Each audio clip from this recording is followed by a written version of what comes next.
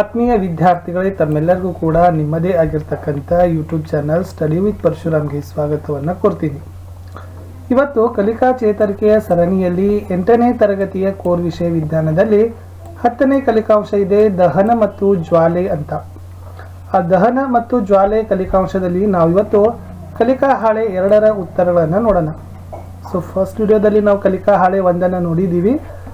ಯಾರು ಹಿಂದಿನ ವಿಡಿಯೋ ನೋಡಿಲ್ಲ, ಈ ವಿಡಿಯೋದ ಡಿಸ್ಕ್ರಿಪ್ಷನ್ ಬಾಕ್ಸ್ನಲ್ಲಿ ಒಂದು ಪ್ಲೇಲಿಸ್ಟ್ ಹಾಕಿದ್ದೀವಿ. 8ನೇ ತರಗತಿ ವಿಜ್ಞಾನ ಕಲಿಕಾ ಹಾಳೆಗಳ ಉತ್ತರವನ್ನು ಒತ್ತಿ ನೋಡ್ಬೋದು. SS-ನಲ್ಲಿ ಇಲ್ಲಿವರೆಗೆ ಎಲ್ಲ ಕಲಿಕಾ ಹಾಳೆಗಳ ಉತ್ತರಗಳನ್ನು ಹಾಕಿ ಮುಗಿಸಿದ್ದೀವಿ. ಹಿಂದಿಯಲ್ಲಿ ಕೂಡ ಕೆಲವೇ ಒಂದಿಷ್ಟು ಕಲಿಕಾ ಫಲಗಳ ವಿಡಿಯೋಗಳಿದ್ದಾವೆ, ಅವುಗಳನ್ನು ಸಹಿತ ನೋಡಿ. ನಮ್ಮ ಚಾನಲ್ನಲ್ಲಿ ಸೈನ್ಸ್ ಆಗಿರ್ಬೋದು, SS ಆಗಿರ್ಬೋದು ಮತ್ತು ಹಿಂದಿ ಎಲ್ಲ ಪಾಠಗಳ ಒಂದು ಕ್ವಶನ್ ಆನ್ಸರ್ಸ್ ವಿಡಿಯೋಗಳು ಸಹಿತ ಇದ್ದಾವೆ, ಅವುಗಳನ್ನು ಸಹಿತ ನೋಡ್ಬೋದು. ಒಂದ್ಸರಿ ಚಾನಲ್ನ ಪ್ಲೇಲಿಸ್ಟ್ಗೆ ಹೋಗಿ ಭೇಟಿ ಕೊಟ್ಟಿದ್ದೆ ಆದರೆ ಬೇರೆ ಬೇರೆ ತರಗತಿ ಬೇರೆ ಬೇರೆ ವಿಷಯಗಳಿಗೆ ಉಪಯೋಗವಾಗ್ತಕ್ಕಂಥ ವಿಡಿಯೋಗಳ ಇದ್ದಾವೆ.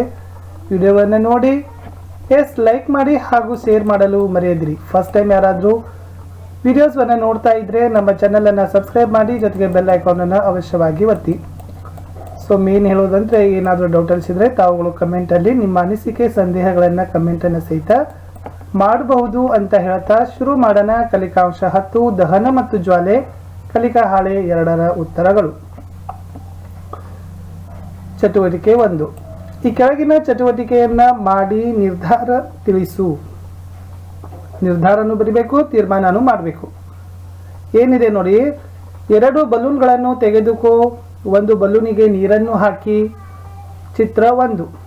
ಮತ್ತೊಂದಕ್ಕೆ ಗಾಳಿ ತುಂಬಿಸಿ 2 ಬಲೂನಿನ ಕೆಳಗೆ ಉರಿಯುತ್ತಿರುವ ಮೇಣದ ಬತ್ತಿಯನ್ನು ಇಡಿ. ಒಂದು ಬಲೂನ್ ತಗೋಬೇಕು, ಅದರಲ್ಲಿ ನೀರು ಹಾಕಬೇಕು. ಒಂದು ಬಲೂನ್ ತಗೋಬೇಕು, ಅದರಲ್ಲಿ ಗಾಳಿ ಹಾಕಬೇಕು. 2 ಬಲೂನ್ಗಳ ಕಡೆಗೆ ಮೇಣದ ಬತ್ತಿಯನ್ನು ಇಡಬೇಕು.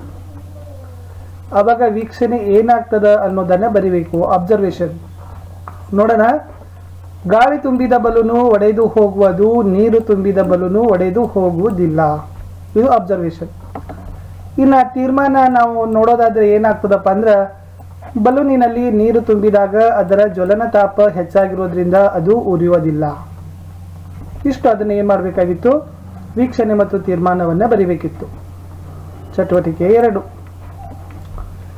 ಈ ಕೆಳಗಿನ ಚಟುವಟಿಕೆಯನ್ನು ಕೈಗೊಂಡು ನಿಮ್ಮ ತೀರ್ಮಾನವನ್ನು ತಿಳಿಸಿ. ಸುಗಮಕಾರರ ಮಾರ್ಗದರ್ಶನದಲ್ಲಿ ಕೋಷ್ಟಕದ 1ನೇ ಕಂಬ ಸಾಲಿನಲ್ಲಿ ನೀಡಿರುವ ವಸ್ತುಗಳನ್ನು ಸಂಗ್ರಹಿಸಿಕೊಂಡು ಉರಿಸಲು ಪ್ರಯತ್ನವನ್ನು ಮಾಡಿ. ವಸ್ತುಗಳು ಇಲ್ಲಿ ಕೊಠಡಿ ತಾಪಮಾನದಲ್ಲಿ ದಹಿಸಿತೆ, ಬೆಂಕಿ ಕಂಡುಹಿಡಿದಾಗ ಹೊತ್ತಿಕೊಂಡಿತೆ, ಹೊತ್ತಿಕೊಳ್ಳಲು ತೆಗೆದುಕೊಳ್ಳುವ ಸಮಯ ಅಂತ. ಸೊ ಟೋಟಲಿ ಒಂದು 4 ಕಾಲಮ್ಗಳು ಇಲ್ಲಿ ಇದ್ದಾವೆ. ಉತ್ತರ ನೋಡೋಣ. ತಾಮ್ರ ಕೊಠಡಿ ತಾಪಮಾನದಲ್ಲಿ ದಹಿಸೋದಿಲ್ಲ. ಹೊತ್ತಿಕೊಂಡೆ ಅಂದರೆ ಬೆಂಕಿ ಕಡ್ಡಿ ಹತ್ತಿದಾಗನೂ ಕೂಡ ಅದು ಹೊತ್ತಲಿಲ್ಲ. ಅದು ಹೊತ್ತಿಕೊಳ್ಳಲಿಕ್ಕೆ ತೆಗೆದುಕೊಳ್ಳತಕ್ಕಂಥ ಸಮಯನು 0, ಅಂದರೆ ಉರಿಯೋದೇ ಇಲ್ಲ ಮತ್ತು ಸಮಯನು ತೆಗೆದುಕೊಳ್ಳೋದಿಲ್ಲ. ಮರದ ಚೂರು ಇಲ್ಲ, ಹೌದು, 20 ಸೆಕೆಂಡುಗಳು. ಪೇಪರ್ ಇಲ್ಲ, ಹೌದು, 2 ಸೆಕೆಂಡ್. ಸೋಡಿಯಂ ಹೌದು, 5 ಸೆಕೆಂಡ್. ರಂಜಕ ಹೌದು, 2 ಸೆಕೆಂಡ್. ರಬ್ಬರ್ ಇಲ್ಲ, ಹೌದು, 15 ಸೆಕೆಂಡ್. ಮೇಣ ಇಲ್ಲ, ಹೌದು, 5 ಸೆಕೆಂಡ್. ಅಡುಗೆ ಅನಿಲ ಇಲ್ಲ, ಹೌದು, 2 ಸೆಕೆಂಡ್. ಪಟಾಕಿ ಇಲ್ಲ, ಹೌದು, 2 ಸೆಕೆಂಡ್. ಇಷ್ಟು ಆ ವಸ್ತುಗಳನ್ನು ಬೆಂಕಿ ಹತ್ತಿದಾಗ ಉರಿಯುತ್ತೆ, ಕೊಠಡಿ ತಾಪಮಾನದಲ್ಲಿ ಉರಿಯುತ್ತೆ, ಅಥವಾ ಹೊತ್ತಲಿಕ್ಕೆ ಎಷ್ಟು ಕಾಲ ಸಮಯ ತೆಗೆದುಕೊಳ್ಬೇಕು ಅನ್ನೋದನ್ನು ಕೋಷ್ಟಕದಲ್ಲಿ ಬರೆದೀವಿ. ಇದರ ಆಧಾರದ ಮೇಲೆ ಕೆಲವು ಪ್ರಶ್ನೆಗಳಿದ್ದಾವೆ, ನೋಡುವ. ಯಾವ ವಸ್ತುಗಳು ಕೊಠಡಿಯ ತಾಪಮಾನದಲ್ಲಿ ಹೊತ್ತಿಕೊಂಡವು? ಈ ಕೋಷ್ಟಕಗಳನ್ನು ನೋಡಿದಾಗ ಕೊಠಡಿ ತಾಪಮಾನದಲ್ಲಿ ಹೊತ್ತಿಕೊಂಡಿರ್ತಕ್ಕಂಥ ವಸ್ತುಗಳು ಯಾವ್ಯಾವು ಅಂತ ಕೇಳಿದ್ದಾರೆ. ಸೋಡಿಯಂ ಮತ್ತು ರಂಜಕ. ಬೆಂಕಿ ಕಡ್ಡಿ ಹತ್ತಲಾರ್ದೇನೆ. ಬೆಂಕಿ ಕಡ್ಡಿಗೆ ಯಾವ ವಸ್ತುಗಳು ಬೇಗ ಹೊತ್ತಿಕೊಂಡವು?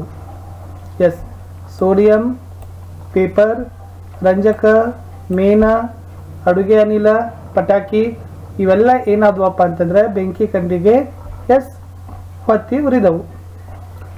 ಯಾವ ವಸ್ತು ಹೊತ್ತಿಕೊಳ್ಳಲು ಉರಿಯಲು ಹೆಚ್ಚು ಸಮಯ ಶಾಖ ತೆಗೆದುಕೊಂಡಿತು? ಮರದ ಚೂರುಗಳು ಮತ್ತು ರಬ್ಬರ್. ಯಾವ ವಸ್ತು ಹೊತ್ತಿಕೊಳ್ಳಲೇ ಇಲ್ಲ ಅಂತ ಕೇಳಿದ್ದಾರೆ? ತಾಮ್ರ. ಕಡೆ ಪ್ರಶ್ನೆ, ಅಡುಗೆ ಅನಿಲ ಫಾಸ್ಫರಸ್ ಪಟಾಕಿಗೆ ಇರುವ ವ್ಯತ್ಯಾಸ ತಿಳಿಸಿ ಅಂತ ಕೇಳಿದ್ದಾರೆ. ಅಡುಗೆ ಅನಿಲ ಉರಿಸಿದಾಗ ಜ್ವಾಲೆಯೊಂದಿಗೆ ಉರಿತದ, ಆದರೆ ಫಾಸ್ಫರಸ್ ಮತ್ತು ಪಟಾಕಿ ಸ್ಫೋಟಗೊಳ್ಳುತ್ತದೆ. ಕಡೆಗೆ ತೀರ್ಮಾನ ಬರಲಿಕ್ಕೆ ಹೇಳಿದ್ದಾರೆ. ಒಂದು ವಸ್ತು ಬೆಂಕಿಯನ್ನು ಹೊತ್ತಿಕೊಳ್ಳಬೇಕಾದ್ರೆ ಅದರ ಕನಿಷ್ಠ ತಾಪ ಅಂದರೆ ಜ್ವಲನ ತಾಪದ ಮೇಲೆ ಅವಲಂಬನೆ ಆಗದ ಅಂತ ಬರಿಬಹುದು.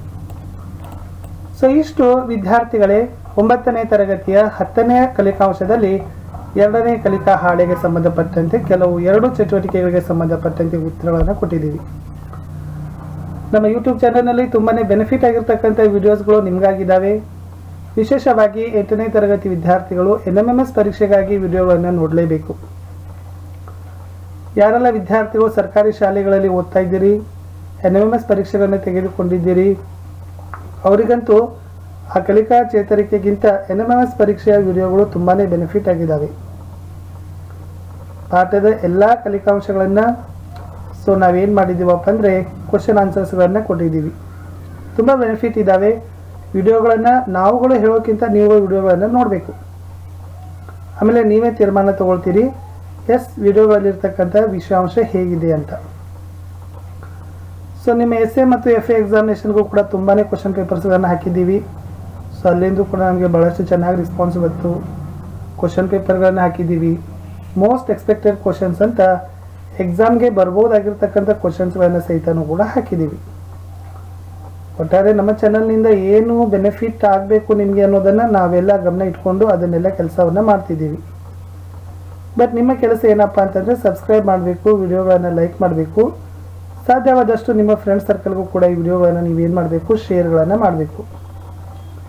ಇಷ್ಟೇ ಇತ್ತು. ಮತ್ತು ನಾನು ಸಿಗ್ತೀನಿ ನಿಮಗೆ ಇದೇ 10ನೇ ಕಲಿಕಾಂಶದ ಕಲಿಕಾ ಹಾಳೆ 3ರ ವಿಡಿಯೋದಲ್ಲಿ. NMMS ಪರೀಕ್ಷೆಗಳಲ್ಲಿ ಭಾಗ 1ರಲ್ಲಿ ವಿಜ್ಞಾನ ಮತ್ತು ಸಮಾಜ ವಿಜ್ಞಾನದಲ್ಲಿ ಬಹಳಷ್ಟು ಪಾಠಗಳಿಗೆ ಕ್ವಶನ್ ಆನ್ಸರ್ಸ್ ವಿಡಿಯೋಗಳನ್ನು ಹಾಕ್ತಾ ಇದ್ದೀವಿ. ಬೆನಿಫಿಟು ಇದ್ದಾವೆ. ನೋಡಿದರೆ ಸಾಕು, ಪರೀಕ್ಷೆಯಲ್ಲಿ ಅಲ್ಲಿಂದ ಪ್ರಶ್ನೆಗಳು ಬಂದಿದ್ದಾವೆ.